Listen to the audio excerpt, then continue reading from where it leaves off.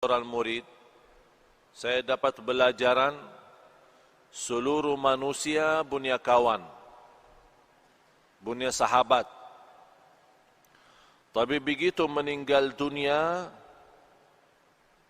itu sahabat tidak boleh ikut, pisah. Mana ada sahabat kita yang rela, ikhlas, mau masuk jadi sahabat kita di dalam kubur? Tidak ada. Biarpun sahabat rapat, sahabat akrab, kalau kita sudah masuk kubur, dia minta izin, maaf, saya tidak boleh ikut. Pisah. Kata murid ini kepada gurunya, saya mendapatkan pelajaran kalau manusia mengambil sahabat akrab, tapi begitu masuk kubur dia boleh pisah, saya jadikan amal salih adalah sahabatku. Saya jadikan amal salih adalah temanku. Saya jadikan amal salih adalah akrab dan rapat samaku. Karena saya yakin begitu saya meninggal dunia, masuk kubur, satu-satunya yang boleh temani saya, yang boleh sahabat sama saya, yang boleh ikut sama saya adalah amal salih. Dan sudah Rasulullah sallallahu alaihi wasallam menjelaskan di hadis yang sahih, yatba'ul mayyit thalath, diikuti orang meninggal dunia 3. Ahluhu wa maluhu wa amaluh, keluarganya, yang kedua harta, yang ketiga amal. Kalau orang sudah mayat, mau dihantar ke kubur, mau dimakamkan, mau dikuburkan, diikuti 3. Temanin, ikut 3. Keluarga, harta, dan amal salih. Begitu mereka sudah dikuburkan, sudah ditanamkan, kata Rasulullah, pulang 2,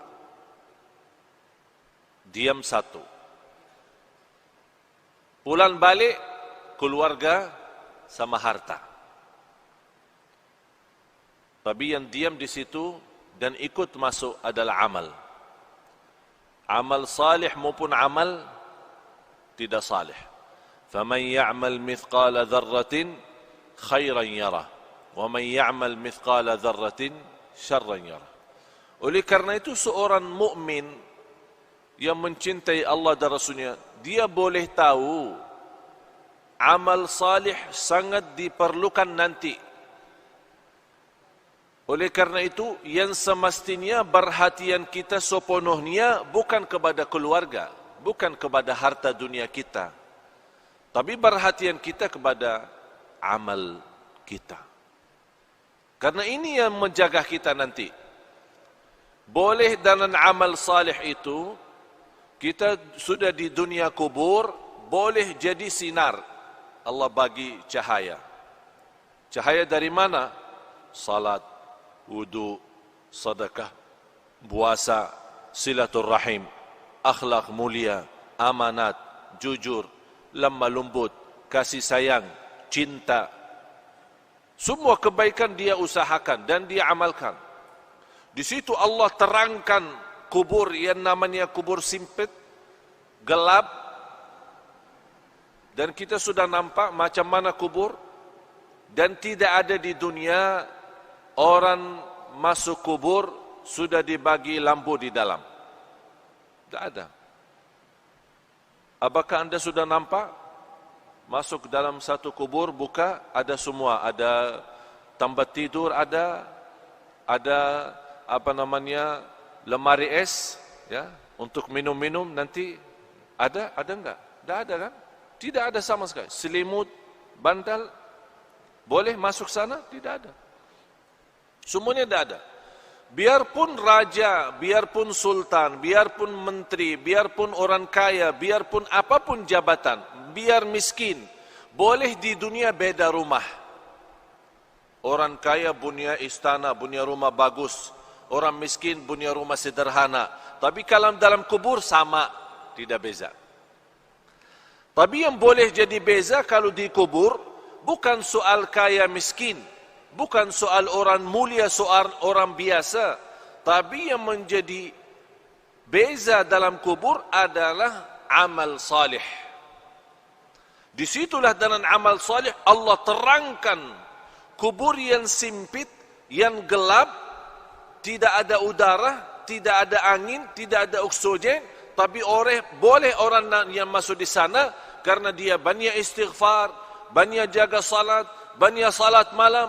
Allah luaskan dia punya kubur. Sebagaimana kata Rasulullah, Allah jadikan kubur itu raudhah min riyadil jannah, taman dari taman surga.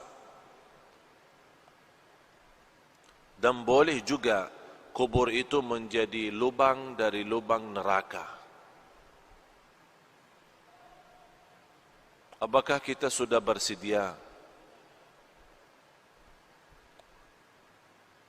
masuk rumah baru itu sesuatu yang mesti? Tidak boleh seorang tidak masuk sana. Semua mesti masuk. Semua mesti masuk.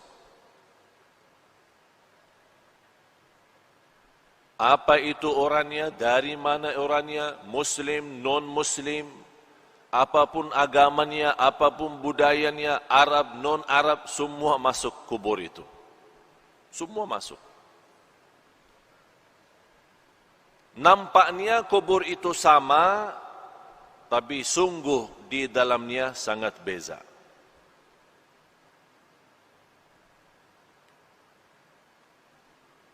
Kemarin ada seorang meninggal dunia, seorang ibu.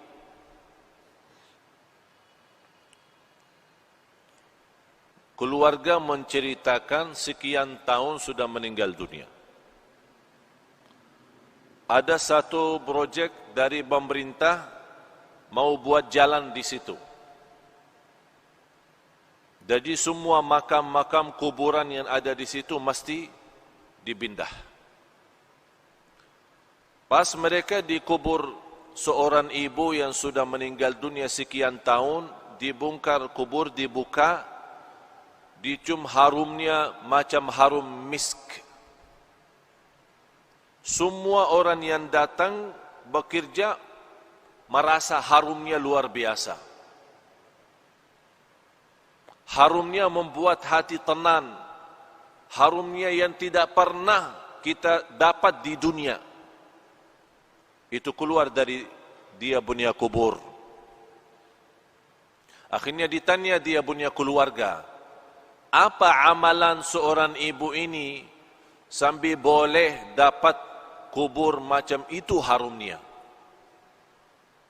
Mereka menjawab, ibu kami tidak pernah tidur malam hari sampai membaca surat Al-Mulk, Tabarakalladzi biyadihil mulk. Setiap malam. Allah bukan hanya terangkan kuburannya, tapi Allah harumkan. Harum, luar biasa. Dan itulah kata Rasulullah sallallahu alaihi wasallam, 30 ayat, 30 ayatan syafa'at li sahibiha, 30 ayat yang membantu, yang menolong seorang masuk kubur, diselamatkan oleh Allah dari siksa kubur. Apa itu 30 ayat? Tabarakalladzi biyadihil mulk.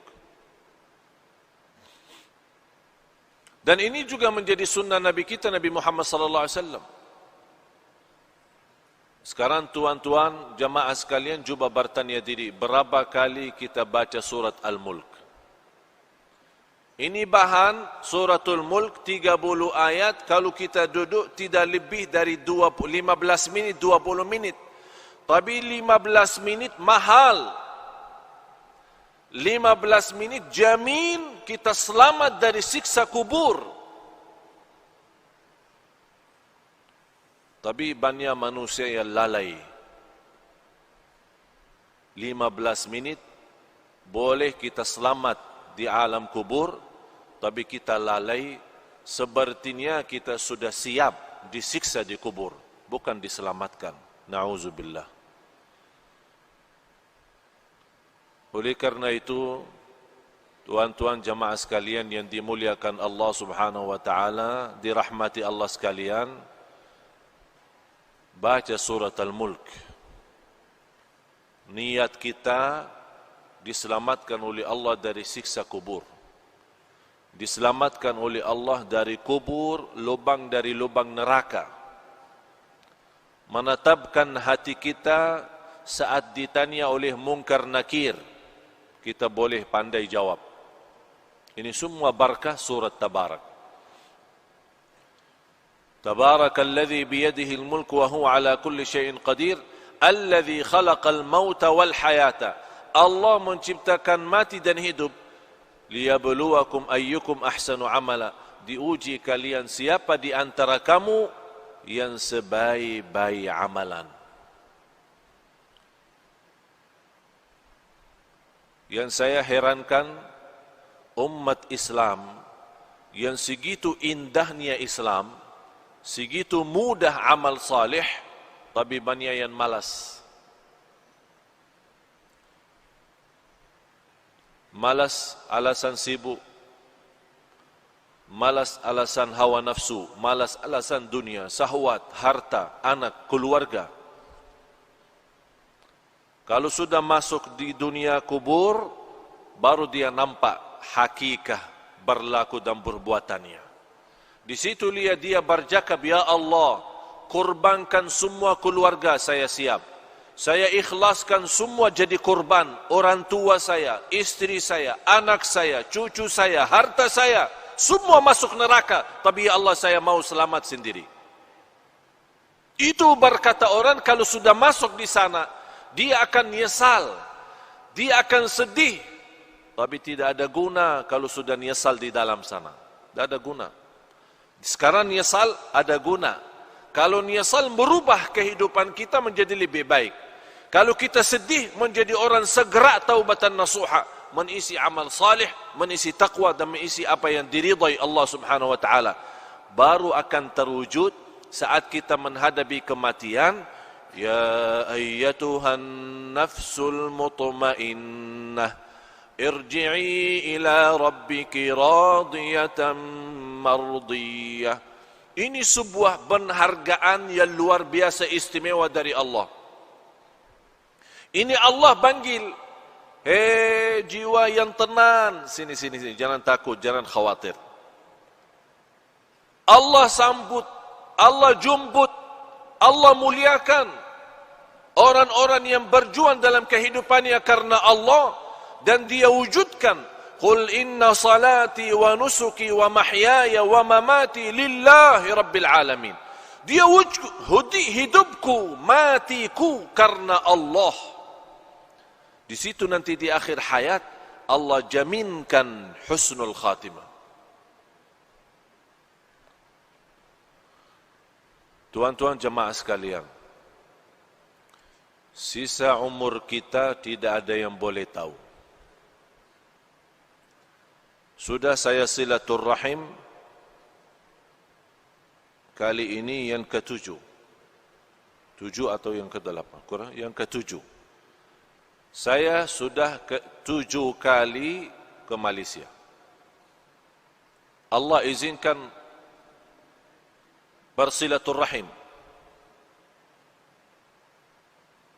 Semalam alhamdulillah dengan izin Allah kita kasih di salah masjid di Putrajaya.